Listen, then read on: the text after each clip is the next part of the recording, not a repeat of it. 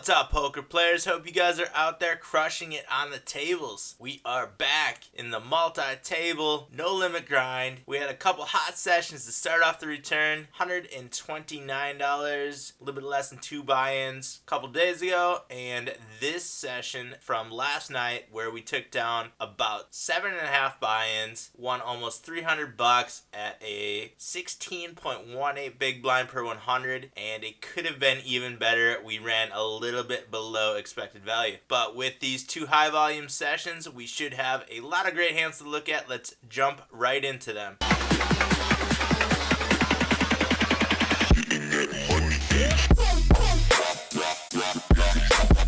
First hand we're going to take a look at is at the 25 NL table. We are playing short-handed, only 5 of us being dealt into this one. And we have ace-6 of spades in the big blind. Folds around to the small blind, who raises 2x. Easy call for us here with the ace-6. And we pick up a nut flush draw on the flop. Small blind checks. We bet 2/3 pot, and we get check raised. Big fuck is a regular. Played a lot of hands against this player. Could definitely see him making this raise with a lot of draws, and has the tendency to check fold a lot on the later streets. So even if we miss our flush, I think we can definitely pick this pot up still. So I do make a call, and the turn gives us the ace high flush. Not quite the nuts from what you can see that Big Fuck has. He bets $2, a little bit less than half pot. I like to just call. 7 of spades comes on the river, and he gets the rest in. We were beyond pot committed. I don't think I'm ever going to be folding the ace high flush in the spot, even though I know that there is a couple of combos out there with straight flush possibilities that are definitely within Big Fuck's range. If he had more chips, I would definitely think about a fold in this spot if he bet more than the pot here. But I do make the call and see the unfortunate news that we are up against a straight flush. So many spades out there, hard to get away from it, but thought this was a very interesting hand to start the video. Still at 25 NL, we have 9-8 of clubs in the cutoff. This hand is 8-handed, full drawn to us, and we make a raise to 3x. We get a 3-bet from the small blind, fold from the big blind, and the small blind has a very high tendency to 3-bet from that position, 18% over a sample size of 690 hands. 8-9 plays well against the 3-bet percentage, and we have some very high fold numbers and low bet numbers post flop, so we can definitely take advantage of this player being in position with numbers like that. So I do make the call. Flop is very wet.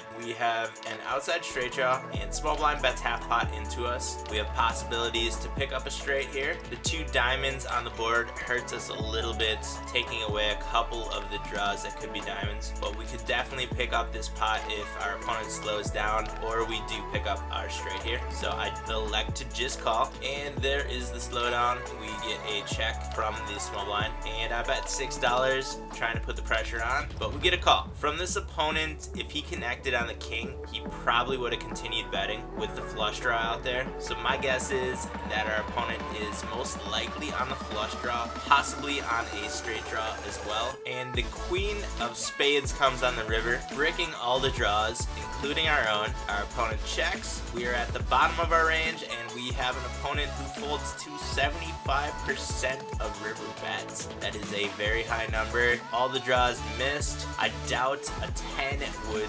continuation bet the flop. A queen probably would have bet this river unless they're trying to bluff and deuce. And with 2 queens on the board, it is unlikely that our opponent does have a queen in their hand. We eliminated a king from our opponent's range on the turn with the turn check. So all that's really left are a bunch of missed draws, and we have no showdown value here. There could be the possibility of something like pocket jacks that we could get to fold in this spot as well. So pretty much all the hands we could either get to fold or is a draw that missed. So I elect to just jam right here, and we do get a quick fold from our opponent, and we take down this large pot of a little bit less than 100 big blinds with a missed draw and a 9 high. Once again at the 25 NL, we have king jack suited playing for the button, full drawn to the cutoff, who opens to 3x. We make a call here in position against this player, and hopefully trying to string along the small blind, who is a very recreational player, pretty fishy numbers, and they do call. And we see a 3-way flop, which is jack high, 2-tone, 2 clubs on the board. Check checks around to us, and we put in a bet of 2/3 pot with top pair king kicker. Small blind calls, who has not folded to a flop bet yet, and the cutoff comes along as well. Turn is the 10 of diamonds, not improving too many hands. Small blind leads. It's a small bet though, only $1.75 into a $7.24 pot. Cutoff calls. Cutoff is beyond pocket minute here, only $6 remaining left in their stack, and I elect to just call here. I think a raise could be a better bet here, but we really can't eliminate hands like Jack 10 that could be in the small blinds range. For that matter, 10-4, 10-5 with a 50% VPIP as well could be within that range. 7 comes on the river. There's 12.49 in the pot, and small blind continues betting, makes it $4, about 1/3 pot. Cutoff makes a quick call, and at this point in the hand, raising is pretty much out of the question. We should just get to showdown with our showdown value hand, and I do make the call and see that the small blind was betting a gut shot on the turn, and that's 3rd pair on the river. Very interesting, and glad we just called pre-flop to allow this player into the hand. Definitely the type of player you want to be playing in position against. Well, we got the interesting hands out of the way. Let's jump into the big pots and big hands, the ones that are a little bit more easy to play but can win you a lot more money. Start out with pocket aces in the hijack seat. We get an open from under the gun +1, and we 3-bet to 550, and we get a 4-bet jam. This is the easiest way ever to play aces, when your opponent just jams it all into you. Make the call. It is aces against kings. Flop an ace. We've got him drawing dead going into the river, and we take down this $100+ pot. Not much to analyze, and much like that last hand, this time we are on the opposite end of it. We have pocket kings on the button. Cutoff opens to 2.5x. We 3-bet. We get a 4-bet, and we elect to just call here with the 4-bet, possibly allowing some bluffs, but I can see that our opponents only 4-bets with premium hands and 100% with aces over a sample size of 2.8 thousand hands. So there is actually some merit to folding kings here. And when we open up the more detailed stats here, we can see a 4-bet range of 1%, which is aces only, over 56 hands. That's a pretty large sample size. I don't know if that's completely correct, but that's what it says here. So according to this, if I'm reading this correctly, Ace Man TA23 has 4-bet 56 times with aces only. If that is the case, I think right here we could, without a doubt, get rid of pocket kings. It's crazy, but I think you can do it. I, however, elect to call, keeping some bluffs within our opponent's range. Maybe I didn't pick up on the read right away from the HUD. I mean, I was playing, somewhere between 12 and 16, possibly 18 tables, affecting your reads somewhat, but flop is pretty good for our hand. We pick up a backdoor flush draw, and we still have the kings over the board. We keep all the bluffs within the cutoffs range, and we decide to get it all in here. It's only 11.79 left. Can't see many hands folding in that spot, especially aces, and we get a call. There is the deal breaker though. The ace locks it up for our opponent, and we wind up losing this hand.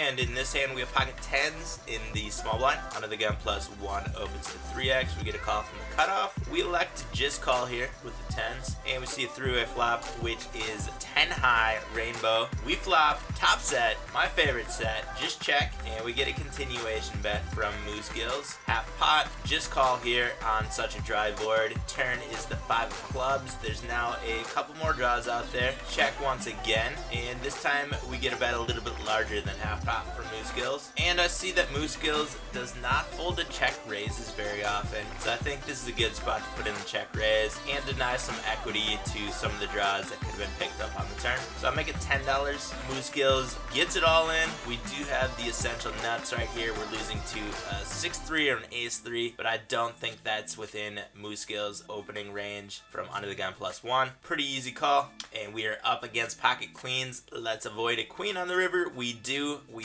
boat up and take down this pot of about 60 bucks. Well over 100 big blinds at the 25 NL table. And the biggest hand of the night, where we take down about 180 big blinds. We have pocket queens at the 50 NL table. Playing from the hijack seat. Folds around to us and we open to $1.50, 3x. We get 3-bet from the small blind. Small blind is a regular player. Plays a very loose, aggressive game. 3-bets 13% from the small blind. A lot of bluffs within that range. I put in the 4-bet, make it $13 to go, and we get a call. Flop is 10-10-7, 2 spades. Small blind checks. I think if we put in a small bet here, we can get a lot of the hands within our opponent's range to continue or float here, but I elect to take a tricky line and check back, which pays off. We boat on the turn, and now there are a lot more draws for the hands that would be in our opponent's range, and the small blind bets $15 into us here. I elect to put in a small raise, make it $40, a little bit less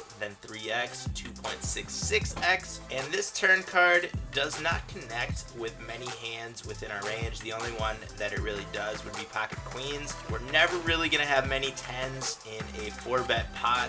This looks like an ace king with the ace of spades, maybe an ace queen, and Q runner does not believe that that card connected with us either. Jams all in, calling with the boat.